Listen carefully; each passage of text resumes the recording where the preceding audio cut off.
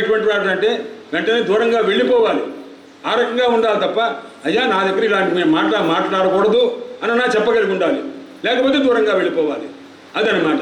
అందుచేత ఇప్పుడు భర్త యొక్క నిందా వచనములు ఎప్పుడైతే విన్నదో, దానికి ఆయనకి హోమంలో యజ్ఞంలో భాగం లేదని విన్నదో, అతన్ని తిరస్కారంగా చూశారో వెంటనే ఆ శరీరాన్ని కాస్త విడిచిపెట్టింది. ఈ విషయం కాస్త పరమేశ్వరునికి తెలిసింది.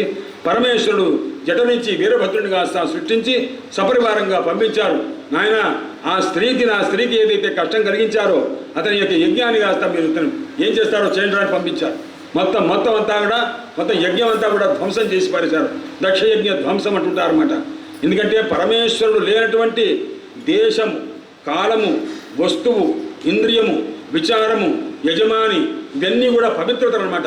7 రకాల పవిత్రతలు ఉంటే తప్ప సప్త సంస్థ అమృతత్వమేతి అంటారు. సప్త సంస్థలు అంటే యజ్ఞం ఉన్నది. అలాగే సప్త శుద్ధులు ఉండాలి. ఒక యజ్ఞం అవ్వాలంటే అన్ని రకాల శుద్ధులు ఉండాలి. దేశశుద్ధి ఉండాలి, కాలశుద్ధి ఉండాలి, వస్తుశుద్ధి ఉండాలి, మంత్రశుద్ధి ఉండాలి, ఇంద్రియ శుద్ధి ఉండాలి, విచార శుద్ధి ఉండాలి, యజమాన శుద్ధి ఉండాలి, ఋత్విక్ శుద్ధి ఉండాలి. ఇన్ని శుద్ధులు ఉంటే తప్ప ఒక యజ్ఞం సఫలం కాదు. అలాంటిది పరమేశ్వరుడు లేని ప్రదేశం ఒక ప్రదేశమా?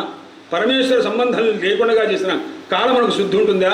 పరమేశ్వర విచారం లేనటువంటి ఆ యజ్ఞమునకు శుద్ధి ఉంటుందా? ఏదీ లేదనమాట.